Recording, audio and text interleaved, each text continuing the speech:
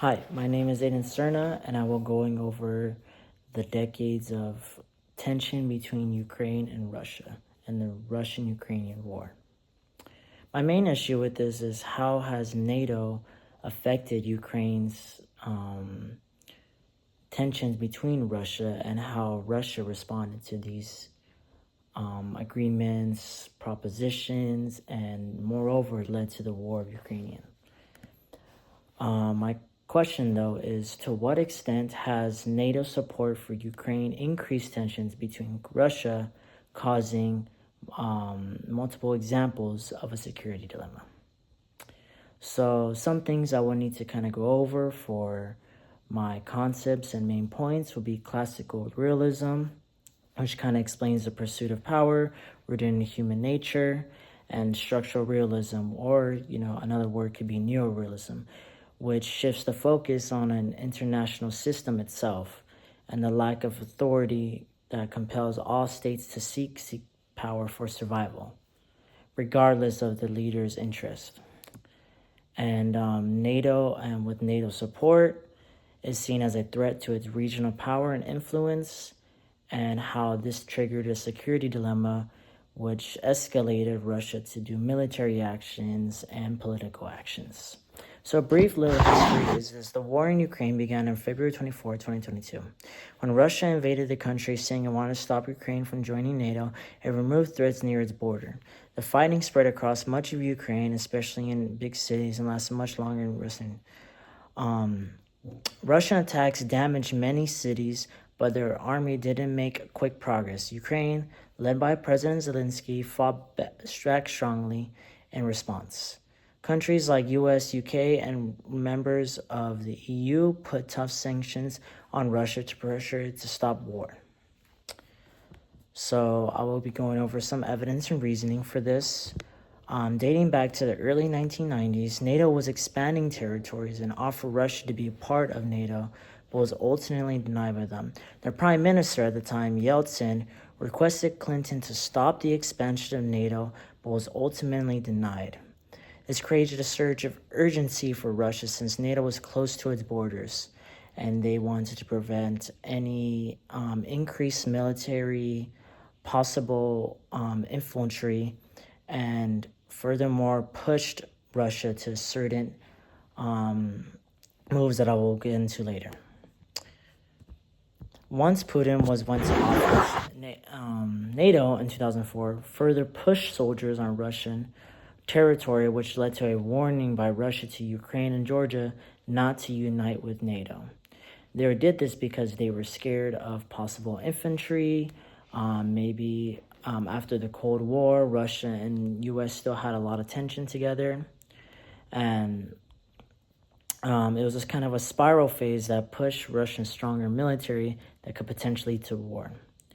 Though, in 2008, Ukraine and Georgia still joined with NATO.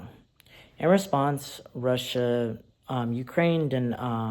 offered Russia a civil kind of agreement, but was ultimately denied by Russia, and also in response they put sanctions on Ukraine. So this led to an act done of redlining with Russia, pushing stronger military and giving multiple warnings to Ukraine and Georgia about joining NATO, which ultimately they still did.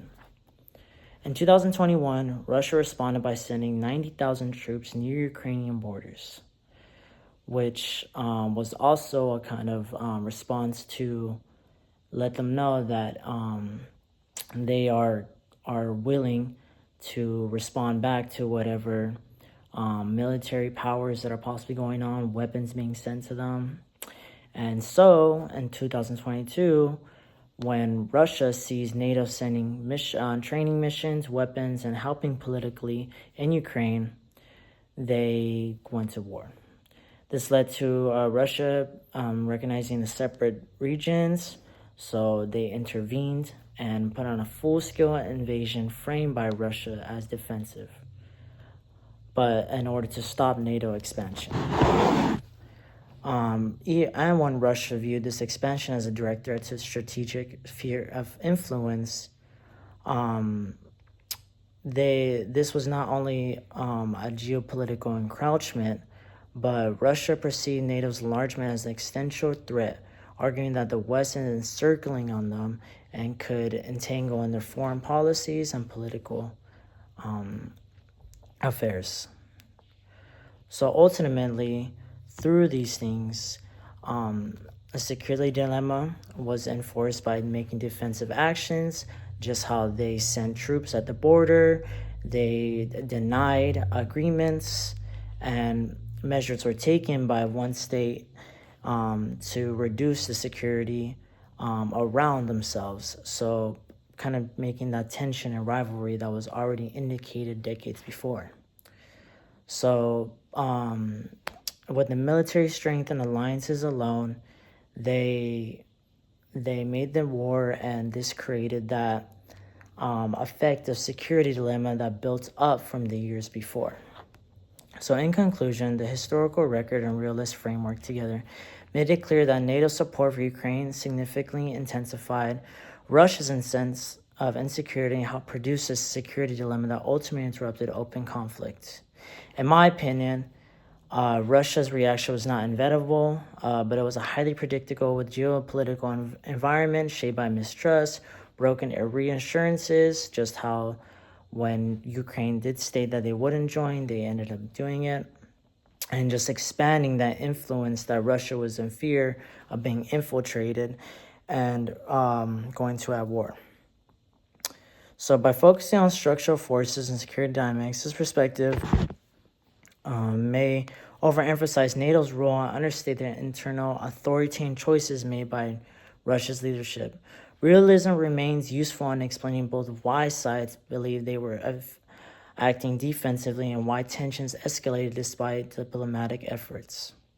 Ultimately, the security dilemma helps us kind of understand the misinterpretation and incompatible security goals drove by NATO that drove Russia into this confrontation, but it cannot fully account for the more normative responsibility or moral failures embedded in decisions by the actors involved, such as NATO and in Ukraine. Thank you very much.